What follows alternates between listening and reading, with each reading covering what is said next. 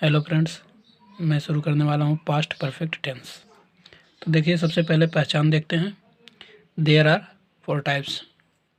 पहचान क्या है? जिस हिंदी वाक्य के अंत में रहा था, रही थी, रहे थे तथा समय दिया रहता है, वह वाक्य पास्ट परफेक्ट कॉन्टिन्यूअस टेंस का होता है। अब इसका हम अफर्मेटिव सेंटेंस देखते हैं। अफर्मेटिव सेंटेंस में रूल देखते हैं, ठीक है। तो ये हो गया हमारा रूल। सबसे पहले सब्जेक्ट, फिर हैड बीन, वर्ब, उसमें आईएनजी लगाएंगे, फिर ऑब्जेक्ट और फिर सिंस या फॉर लिखेंगे तथा अंत में हम समय की अंग्रेजी लिख देंगे, ठीक है। अब हम एग्जाम्पल लेकर समझते हैं आगे। क्या एग्जाम्पल ये है? वह 2 घंटे से बाजार जा रहा था। तो पहचान देखिए, रहा था है और बीच में समय दिया है 2 घंटा। तो यह हो गया पास्ट परफेक्ट कॉन्टिन्यूअस टेंस का। तो रूल हम ऊपर लिखवा दिए हैं। सबसे पहले सब्जेक्ट, तो सब्जेक्ट है हमारा ही। उसके बाद हो जाएगा हैड बीन, तो हम लिखेंगे हैड बीन।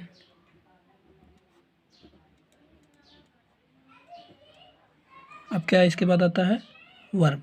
तो वर्ब है जाना, तो हो जाएगा गोइंग। और इसके बाद ऑब्जेक्ट लिखते हैं, तो ऑब्जेक्ट है मार्केट। मार्केट हो गया। और इसके बाद हमें सिंस या फॉर लगाना है। तो सिंस या फॉर के लिए बता चुके हैं पहले ही कि निश्चित समय के लिए सिंस और अनिश्चित समय के लिए हम फॉर लगाएंगे। तो यहाँ अनिश्चित समय 2 घंटा है, तो इसके लिए हम फॉर लगा देंगे। फॉर अंत में हम समय की अंग्रेजी टाइम मतलब समय की अंग्रेजी, तो 2 घंटे दिया है तो 2 आवर्स लिख देंगे,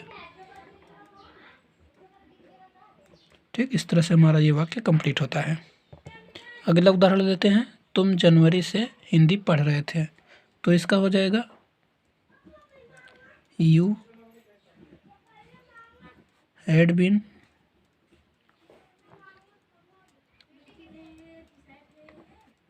रीडिंग। अब यहाँ पर ऑब्जेक्ट में क्या हो जाएगा? हिंदी। अब सिंस या फॉर में जनवरी, क्योंकि निश्चित है तो इसके लिए हम सिंस लगाएंगे, सिंस जनवरी, ठीक। तो हमारा अफर्मेटिव सेंटेंस कंप्लीट होता है। अब हम देखते हैं नेगेटिव सेंटेंस। तो चलिए नेगेटिव सेंटेंस का रूल देखते हैं क्या होता है। सबसे पहले सब्जेक्ट,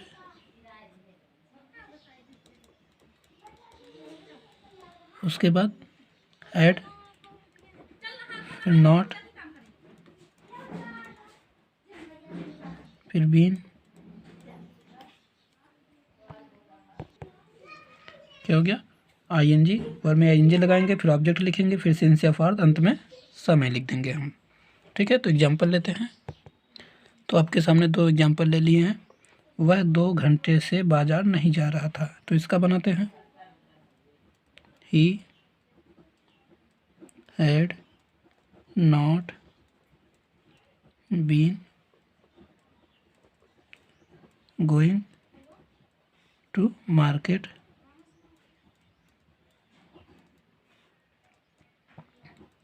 फॉर 2 आवर्स, ठीक। अब इसी तरह से दूसरा बनाएंगे। You had not been reading Hindi since January, ठीक। तो नेगेटिव सेंटेंस हमारा कंप्लीट होता है। अब हम चलते हैं इंट्रोगेटिव सेंटेंस पे। इंट्रोगेटिव सेंटेंस, इसमें 2 रूल होते हैं, 2 रूल बनेंगे। अगर प्रश्नवाचक शब्द पहले आएगा उसके लिए और प्रश्नवाचक शब्द बीच में आएगा तो उसके लिए। तो रूल नंबर हम पहला लिखते हैं। रूल नंबर पहला, यदि वाक्य में प्रश्नवाचक शब्द पहले आए तो क्या हो जाएगा हमारा नियम? Had plus subject plus been plus verb plus ING plus object, object के बाद सिंस या फॉर, और अंत में हम समय लिखते हैं, समय की अंग्रेजी, ठीक है। अब एग्जाम्पल लेते हैं। आपके सामने दो एग्जाम्पल लिया गया है। क्या तुम 3 घंटे से स्कूल जा रहे थे, और दूसरा है श्याम 9 बजे से भोजन क्यों कर रहा था। तो आइए इसका हम ट्रांसलेशन करते हैं।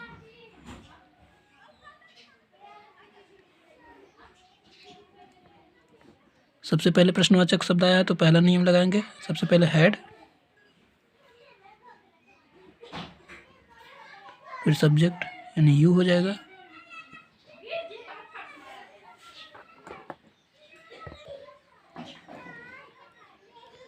फिर बीन,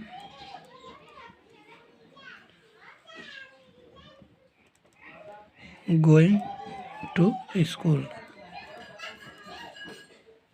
सिंस यहाँ फॉर लगेगा, फॉर 3 आवर्स। दूसरा देखते हैं। तो प्रश्नवाचक शब्द बीच में आया है तो इसके लिए दूसरा नियम लगाया जाएगा। तो सबसे पहले हो जाएगा वाई, वाई,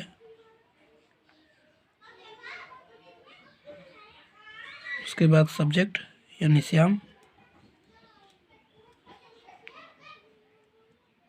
वाई के बाद हैड रहेगा, had Shyam been eating food since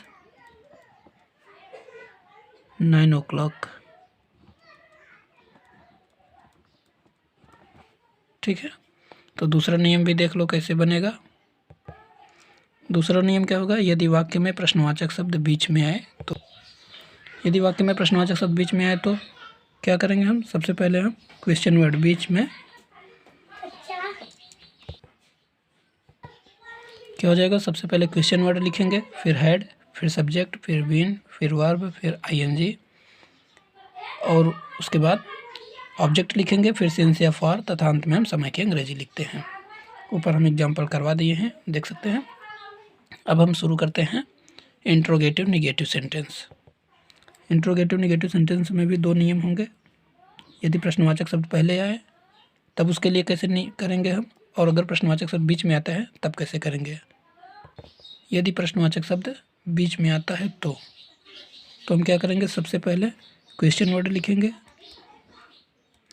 फिर सब्जेक्ट लिखते हैं, फिर हेड लिखेंगे, फिर सब्जेक्ट, और फिर नॉट, फिर बीन, फिर वर्ब, और वर्ब में आईएनजी लगा देंगे। उसके बाद ऑब्जेक्ट लिखेंगे, फिर सिंस या फॉर लिखेंगे, और अंत में हम समय की अंग्रेजी लिखते हैं। ठीक, आइए इसका एग्जाम्पल देखते हैं। श्याम 2 दिन से विद्यालय क्यों नहीं जा रहा है। तो आइए इसका हम अनुवाद करते हैं। तो बीच में प्रश्नवाचक शब्द आया है तो नियम लिखवाया है, अगर प्रश्नवाचक शब्द बीच में आएगा तो सबसे पहले हम उसी की अंग्रेजी लिखेंगे, क्वेश्चन वर्ड। तो यहाँ पर क्वेश्चन वर्ड है व्हाई, उसके बाद हेड लगाया जाएगा तो हेड लिख लो, फिर सब्जेक्ट है श्याम तो श्याम लिख लो, उसके बाद नॉट लगाया जाएगा, फिर बीन लिखेंगे, फिर वर्ब में आईएनजी, तो यानी गो लिख के आईएनजी लगा देंगे, गोइंग टू। ऑब्जेक्ट में हम स्कूल लिखेंगे, उसके बाद सिंस या फॉर लगाएंगे, तो अनिश्चित समय है तो हम फॉर लिखेंगे, फॉर, और अंत में हम टाइम, टाइम मतलब है समय जो दिया गया है, 2 दिन, 2 days। ठीक, अब आइए हम ये दूसरा नियम देखते हैं, जब प्रश्नवाचक शब्द पहले आए। यदि वाक्य में प्रश्नवाचक शब्द पहले आए तो सबसे पहले हेड, फिर सब्जेक्ट, फिर नॉट, फिर been, verb, ING, object, since या फॉर, और अंत में हम समय की अंग्रेजी लिखते हैं। तो आइए उदाहरण लेकर समझते हैं। क्या तुम 2 घंटे से पानी नहीं पी रहे थे। तो इसका हो जाएगा had you not been drinking water for 2 hours. ऊपर वाले में यहाँ है नहीं रहेगा, ये श्याम 2 दिन से विद्यालय क्यों नहीं जा रहा था, यहाँ था रहेगा। ठीक, इसको बना लीजिएगा। तो इस तरह से पास्ट पर